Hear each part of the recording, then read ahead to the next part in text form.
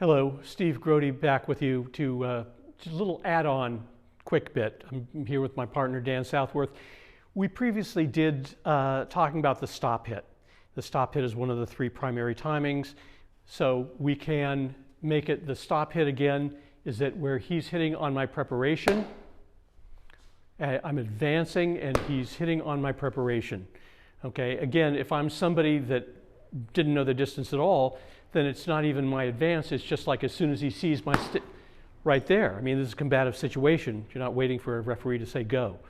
Okay, the second timing is on the extension. That's the during. Okay, so that's this, the extension.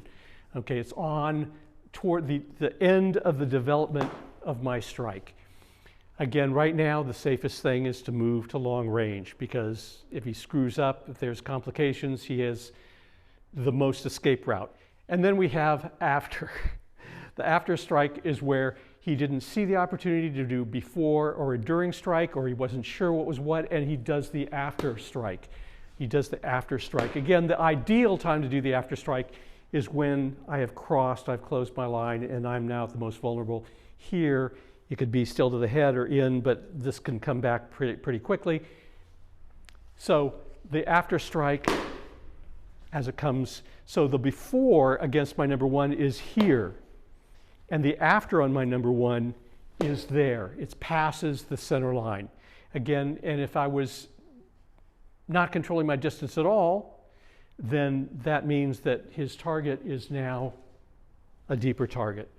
Now, again, just to make this clear, again, we're going to switch to knives.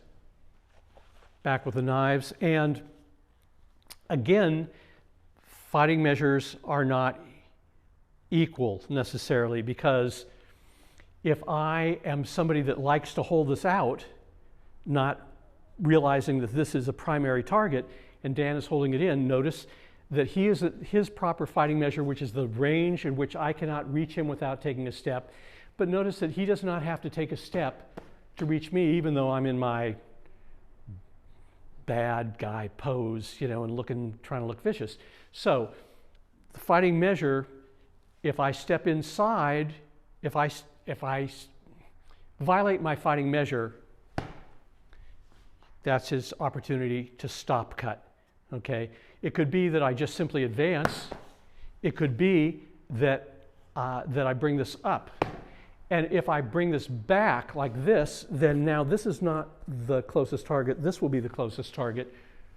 You know, so again, because if I'm reaching to do, and that's a good cut. Notice that he's going to cut and stay at long range so that in case I was either deceptive or not stopped, wearing Kevlar, I just got off my motorcycle and I'm wearing protective equipment, whatever, that he is still at the safest range possible.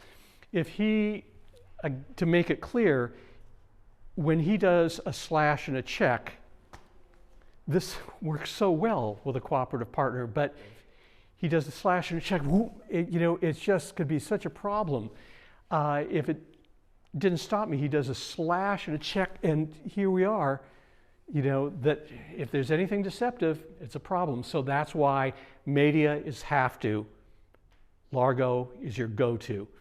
And then we have the after. Again, I cut, and it's waiting for it to pass the line and take that opportunity.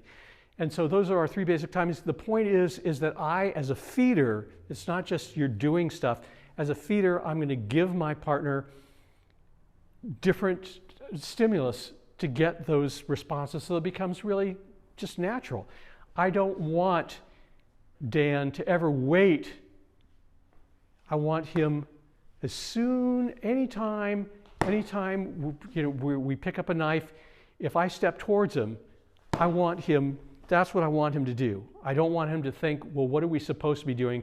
I want him to think, oh, well, I guess that's what he wants me to do because he stepped into my range.